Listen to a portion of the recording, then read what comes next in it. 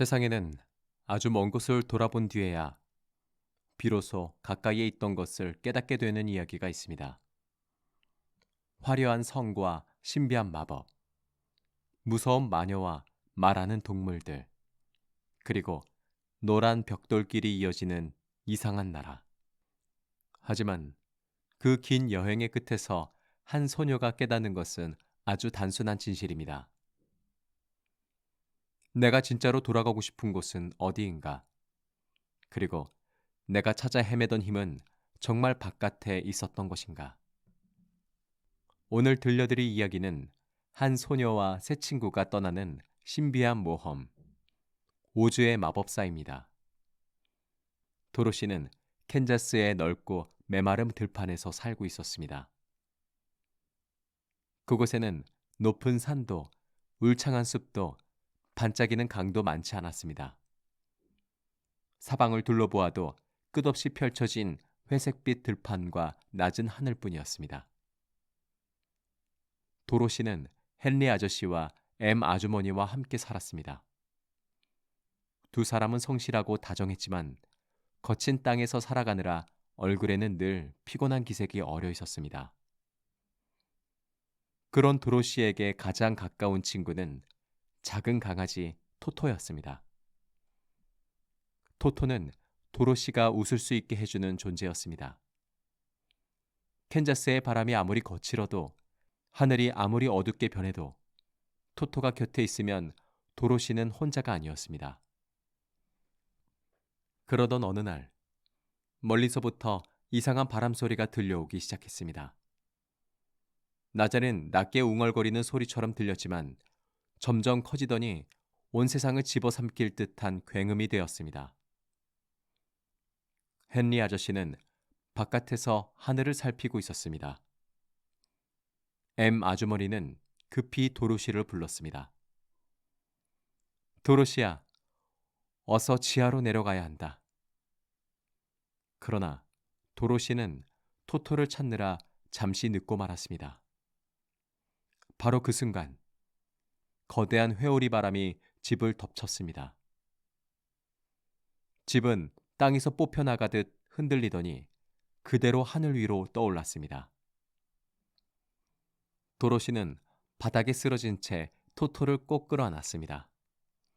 창밖으로는 땅이 멀어지고 바람이 집을 감싸고 세상 전체가 빙글빙글 도는 것 같았습니다.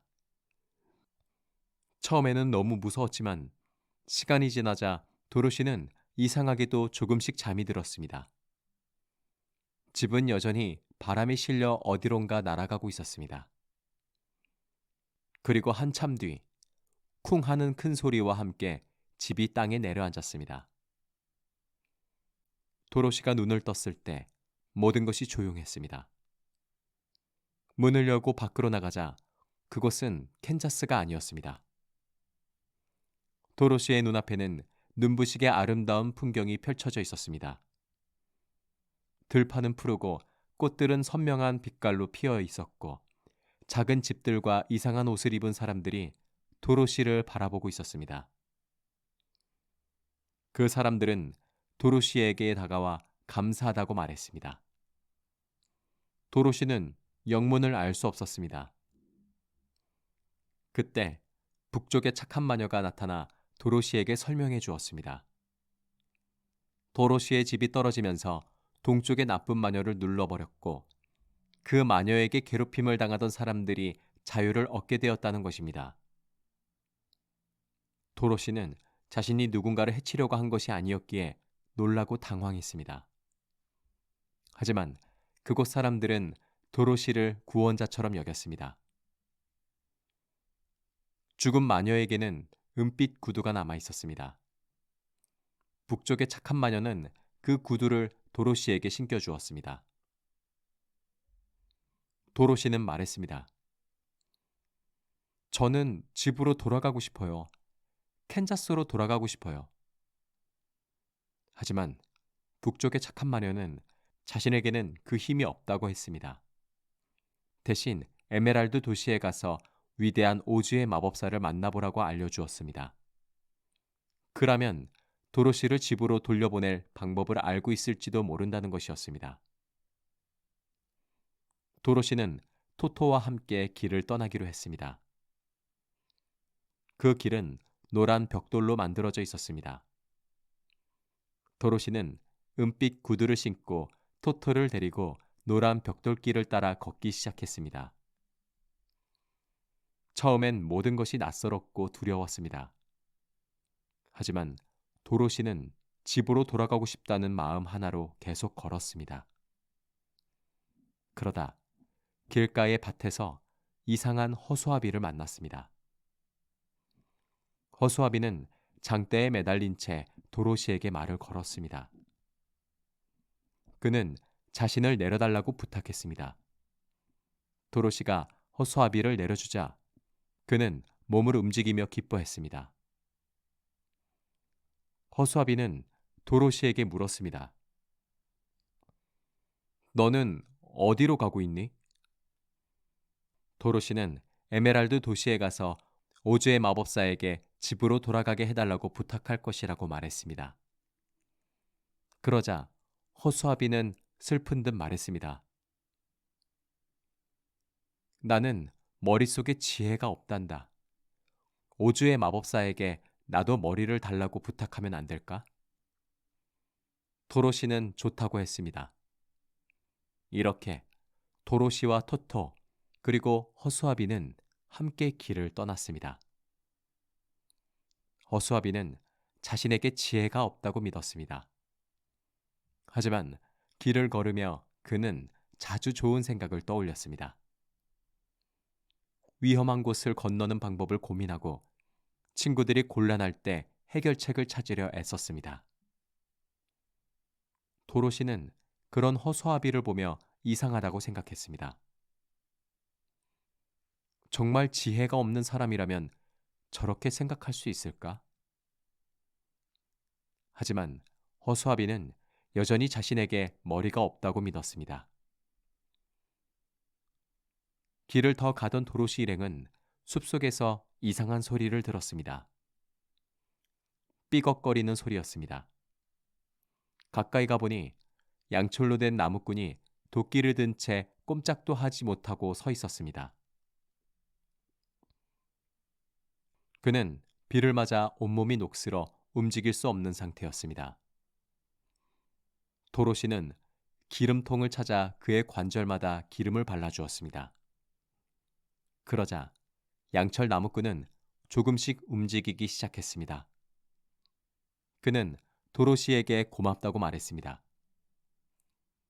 양철 나무꾼도 도로시가 에메랄드 도시로 간다는 이야기를 듣고 함께 가고 싶어 했습니다. 그는 말했습니다. 나는 심장이 없어. 그래서 사랑도 따뜻한 마음도 없는 것 같아. 오즈의 마법사에게 심장을 달라고 부탁하고 싶어. 도로시는 그도 함께 가도 좋다고 했습니다. 이렇게 도로시와 토토, 허수아비, 양철 나무꾼은 다시 노란 벽돌길을 따라 걸었습니다. 양철 나무꾼은 자신에게 마음이 없다고 말했지만 사실 누구보다 마음이 여렸습니다. 작은 벌레가 다칠까봐 발걸음을 조심했고 친구가 힘들어하면 가장 먼저 걱정했습니다. 도로시는 또 생각했습니다. 정말 마음이 없는 사람이라면 저렇게 남을 아끼고 슬퍼할 수 있을까? 하지만 양철 나무꾼은 여전히 자신에게 심장이 없다고 믿었습니다. 그들이 깊은 숲을 지나가던 때였습니다. 갑자기 커다란 사자가 나타나 큰 소리로 으르렁거렸습니다. 허수아비와 양철 나무꾼, 토토는 모두 놀랐습니다. 사자는 무서운 모습으로 달려들었고 도로시는 토토를 지키기 위해 용감하게 앞으로 나섰습니다. 도로시는 사자에게 말했습니다. 작은 토토를 괴롭히다니 부끄럽지도 않니? 그 말에 사자는 갑자기 기가 죽었습니다. 알고 보니 그는 겉모습만 무서웠을 뿐 마음속으로는 늘 겁을 내는 사자였습니다. 사자는 고개를 숙이고 말했습니다. 나는 겁쟁이야. 모두가 나를 무서워하지만 사실 나는 작은 소리에도 깜짝 놀라. 진짜 용기를 갖고 싶어. 도로시는 사자에게도 에메랄드 도시로 함께 가자고 했습니다. 이제 도로시의 여행에는 새 친구가 생겼습니다. 지혜를 갖고 싶은 허수아비, 마음을 갖고 싶은 양철 나무꾼, 용기를 갖고 싶은 겁쟁이 사자, 그리고 집으로 돌아가고 싶은 도로시. 내 친구와 토토는 각자의 소원을 품고 노란 벽돌길을 따라 걸었습니다. 그들의 길은 결코 편안하지 않았습니다. 숲은 어둡고 깊었습니다. 길은 때때로 끊어졌고 강은 세차게 흘렀습니다. 낯선 생물들이 나타나 그들을 위협하기도 했습니다. 하지만 이상한 일은 어려움이 닥칠 때마다 일어났습니다. 허수아비는 좋은 생각을 냈습니다. 양철 나무꾼은 친구들을 구하기 위해 망설이지 않았습니다. 겁쟁이 사자는 두려워하면서도 앞으로 나아갔습니다. 도로시는 포기하지 않고 모두를 이끌었습니다. 그들은 아직 자신이 원하는 것을 얻지 못했다고 믿었지만 사실 여행은 이미 그들 안에 있었던 것을 조금씩 드러내고 있었습니다. 어느 날 그들은 아름답지만 위험한 꽃밭을 지나게 되었습니다. 붉은 꽃들이 끝없이 피어 있었고 그 향기는 너무나 달콤했습니다. 도로시와 토토는 그 향기에 취해 점점 잠이 들었습니다. 겁쟁이 사자도 버티지 못하고 쓰러졌습니다. 허수아비와 양철 나무꾼은 잠들지 않았습니다. 그들은 친구들을 구하기 위해 애썼습니다. 도로시는 겨우 꽃밭 밖으로 옮겨졌지만 몸집이 큰 사자는 쉽게 옮길 수 없었습니다. 그때 들쥐들의 여왕과 수많은 들쥐들이 도움을 주었습니다. 작은 힘들이 모이자 거대한 사자도 움직일 수 있었습니다. 그렇게 그들은 또 한 번의 위기를 넘겼습니다. 마침내 일행은 에메랄드 도시에 도착했습니다. 그 도시는 이름처럼 온통 초록빛으로 빛나고 있었습니다. 성벽과 탑, 거리와 집들이 모두 눈부신 빛을 품고 있었습니다. 도로시 일행은 위대한 오즈의 마법사를 만나기를 청했습니다. 하지만 오즈의 마법사는 쉽게 모습을 드러내지 않았습니다. 그리고 마침내 그들을 만났을 때도 그는 각자에게 서로 다른 무서운 모습으로 나타났습니다. 도로시에게는 거대한 머리처럼 보였고 허수아비에게는 아름다운 여인처럼 보였으며 양철 나무꾼에게는 무시무시한 짐승처럼 보였고 사자에게는 불덩이처럼 보였습니다. 오즈는 그들의 소원을 들어주겠다고 했습니다. 하지만 조건이 있었습니다. 서쪽의 나쁜 마녀를 없애고 오라는 것이었습니다. 도로시는 두려웠습니다. 이미 동쪽의 나쁜 마녀는 우연히 사라졌지만 서쪽의 나쁜 마녀를 찾아가 없애는 일은 전혀 다른 문제였습니다. 하지만 집으로 돌아가고 싶었습니다. 허수아비는 지혜를 얻고 싶었습니다. 양철 나무꾼은 마음을 얻고 싶었습니다. 겁쟁이 사자는 용기를 얻고 싶었습니다. 그래서 그들은 다시 길을 떠났습니다. 서쪽의 나쁜 마녀는 도로시 일행이 다가오는 것으로 알고 있었습니다. 그녀는 사악하고 강인한 힘을 가진 존재였습니다. 마녀는 여러 부하들을 보내 그들을 막으려 했습니다. 그러나 도로시 일행은 서로 도우며 계속 앞으로 나아갔습니다. 마침내 마녀는 날개 달린 원숭이들을 불러냈습니다. 원숭이들은 하늘에서 날아와 도로시 일행을 공격했습니다. 허수아비는 몸이 흩어지고 양철 나무꾼은 높은 곳에서 떨어져 망가졌습니다. 겁쟁이 사자는 붙잡혔고 도로시와 토토도 마녀의 성으로 끌려갔습니다. 서쪽의 나쁜 마녀는 도로시가 신고 있는 은빛 구두를 탐냈습니다. 그 구두에는 강한 힘이 있었지만 도로시는 그 힘을 알지 못했습니다. 마녀는 도로시에게 허드렛 일을 시키며 구두를 빼앗을 기회를 노렸습니다. 어느 날 마녀는 도로시를 속여 은빛 구두 한 짝을 빼앗으려 했습니다. 도로시는 화가 났습니다. 가까이에 있던 물통을 들어 마녀에게 물을 끼얹었습니다. 그런데 놀라운 일이 벌어졌습니다. 서쪽의 나쁜 마녀는 물에 닿자 비명을 지르며 녹아내리기 시작했습니다. 도로시는 그제야 알았습니다. 그토록 무섭던 마녀가 물에 약한 존재였다는 것을. 도로시는 일부러 마녀를 없애려 한 것은 아니었습니다. 하지만 그 일로 서쪽 땅의 사람들은 자유를 얻게 되었습니다. 도로시는 망가진 친구들을 다시 찾아냈습니다. 허수아비는 다시 몸을 채웠고 양철 나무꾼은 수리를 받았습니다. 겁쟁이 사자도 풀려났습니다. 사람들은 도로시와 친구들에게 고마워했습니다. 도로시는 마녀가 가지고 있던 황금 모자를 얻었습니다. 그 모자에는 날개 달린 원숭이들을 부를 수 있는 힘이 있었습니다. 도로시 일행은 다시 에메랄드 도시로 돌아갔습니다. 이제 오즈의 마법사가 약속을 지킬 차례였습니다. 그러나 오즈는 그들을 피하려 했습니다. 도로시 일행은 마법사를 만나게 해달라고 요구했습니다. 마침내 그들이 한 방에 들어갔을 때 어디선가 무서운 목소리가 들려왔습니다. 그때 토토가 방 안의 커튼 뒤로 달려갔습니다.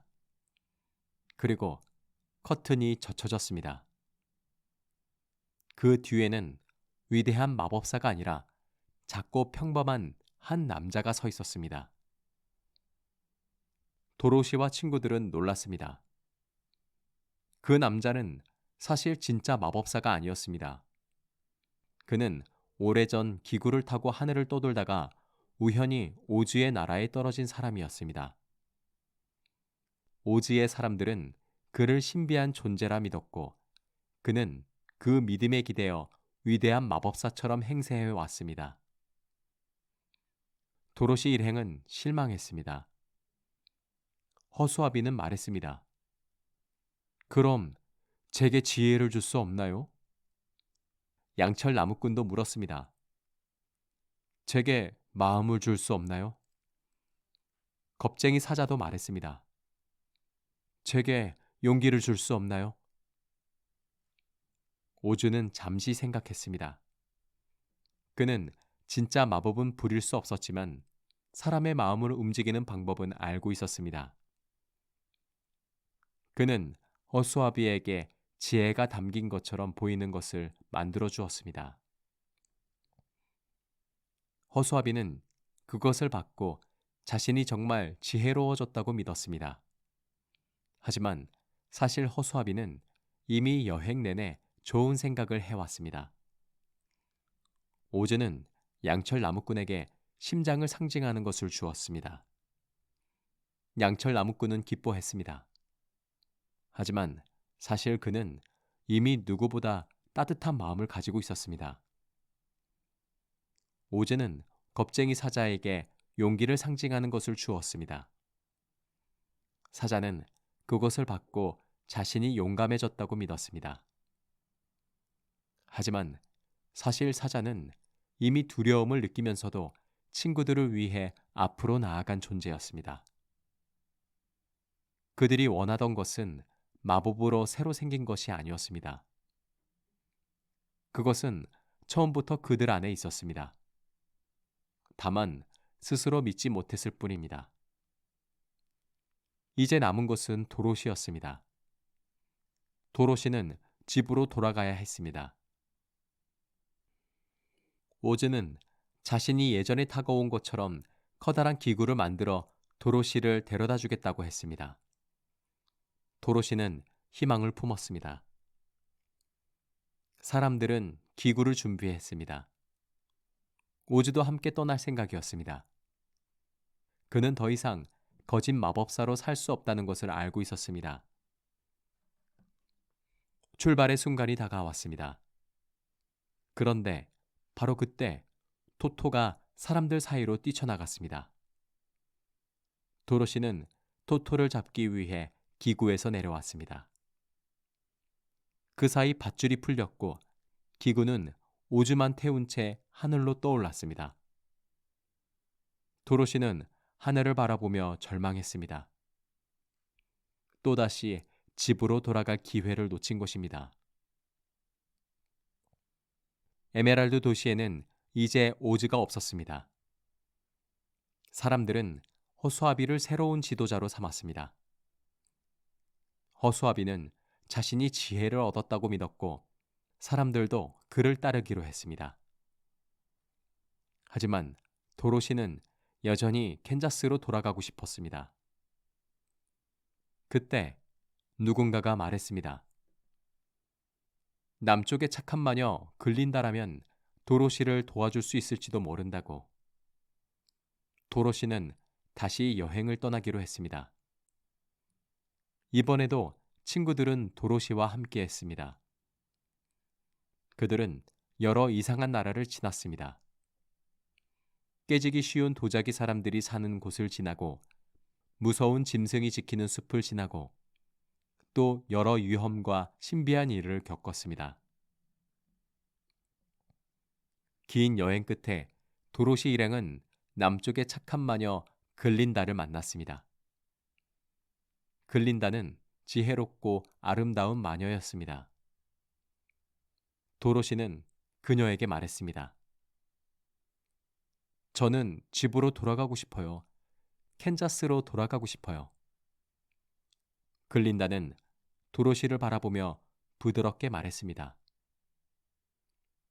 너는 처음부터 집으로 돌아갈 수 있었단다.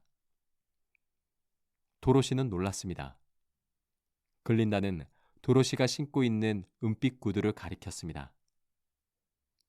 그 구두에는 원하는 곳으로 데려다주는 힘이 있었습니다. 도로시가 그 힘을 몰랐을 뿐이었습니다. 도로시는 믿기지 않았습니다. 그토록 먼 길을 걸었고 수많은 위험을 넘었고 마녀를 만나고 마법사를 찾아갔습니다. 그런데 집으로 돌아갈 방법은 처음부터 자신의 발에 있었던 것입니다. 하지만 그 여행이 헛된 것은 아니었습니다. 그 여정이 있었기에 허수아비는 자신 안에 지혜를 발견했습니다. 양철 나무꾼은 자신 안에 따뜻한 마음을 믿게 되었습니다. 겁쟁이 사자는 두려움 속에서도 나아가는 것이 진짜 용기라는 것을 알게 되었습니다. 그리고 도로시는 깨달았습니다. 집이란 단순히 머무는 곳이 아니라 내가 사랑하는 사람들이 있는 곳이라는 것을. 도로시는 친구들과 작별해야 했습니다. 허수아비는 에메랄드 도시로 돌아가 사람들을 다스리게 되었습니다. 양철 나무꾼은 서쪽 땅의 사람들과 함께 살아가게 되었습니다. 겁쟁이 사자는 숲의 왕이 되었습니다. 모두가 각자의 자리를 찾았습니다. 이별의 순간, 도로시는 친구들을 꼭 안아주었습니다. 함께 웃고 함께 두려워하고 함께 길을 걸었던 친구들이었습니다. 처음에는 모두 자신에게 무언가 부족하다고 믿었지만 이제 그들은 더 이상 예전의 자신들이 아니었습니다. 도로시는 토토를 품에 안았습니다. 그리고 글린다가 알려준 대로 은빛 구두의 뒤꿈치를 3번 맞부딪혔습니다. 도로시는 마음속으로 간절히 말했습니다. 집으로 돌아가고 싶어. 캔자스로 돌아가고 싶어. 그 순간 도로시의 몸이 가볍게 떠오르는 듯 했습니다. 주변 풍경이 사라지고 오즈의 나라가 멀어졌습니다. 노란 벽돌길도, 에메랄드 도시도, 친구들의 얼굴도 바람처럼 흩어졌습니다. 그리고 도로시는 눈을 떴습니다. 그녀는 캔자스의 들판 위에 서 있었습니다. 품에는 토토가 있었습니다. 낡고 익숙한 집, 회색빛 들판, 멀리 보이는 가족의 모습. 아주머니는 도로시를 보고 놀라 달려왔습니다. 도로시는 아주머니의 품에 안겼습니다. 은빛 구두는 사라져 있었습니다. 하지만 이제 그것은 중요하지 않습니다. 도로시는 집으로 돌아왔습니다. 그녀는 이상하고 아름다운 나라를 여행했습니다. 위대한 마법사를 만났고 나쁜 마녀를 물리쳤으며 소중한 친구들을 얻었습니다. 하지만 그 모든 모험 끝에 도로시가 얻은 가장 큰 깨달음은 아주 조용한 것이었습니다. 사람은 멀리 떠나보아야 가까운 것의 소중함을 알 때가 있습니다. 그리고 자신에게 없다고 믿었던 것들이 사실은 오래전부터 마음속에 숨어 있었음을 깨닫게 될 때가 있습니다. 허수아비는 지혜를 찾아 떠났지만 이미 지혜롭게 생각할 줄 알았습니다. 양철 나무꾼은 마음을 원했지만 이미 누구보다 따뜻하게 사랑할 줄 알았습니다. 겁쟁이 사자는 용기를 발았지만 이미 두려움 속에서도 친구를 위해 나아갈 줄 알았습니다. 도로시는 집으로 돌아가는 길을 찾았지만 그 길은 처음부터 자신의 발밑에 있었습니다. 오즈의 마법사는 마법의 나라를 여행하는 이야기입니다. 하지만 더 깊이 들여다보면 이 이야기는 우리 모두의 마음속에 있는 질문을 건드립니다. 나는 무엇을 잃어버렸다고 믿고 있는가? 나는 무엇을 얻어야만 완전해진다고 생각하는가? 그리고 내가 진정으로 돌아가고 싶은 곳은 어디인가? 어쩌면 우리는 모두 저마다의 노란 벽돌길을 걷고 있는지도 모릅니다. 누군가는 지혜를 찾고, 누군가는 사랑을 찾고, 누군가는 용기를 찾고, 누군가는 돌아갈 집을 찾습니다. 하지만 길을 걷다 보면 알게 됩니다. 중요한 것은 마법사가 내려주는 선물이 아닙니다. 중요한 것은 함께 걷는 친구들, 포기하지 않는 마음, 그리고 자신 안에 이미 있던 힘을 믿는 일입니다.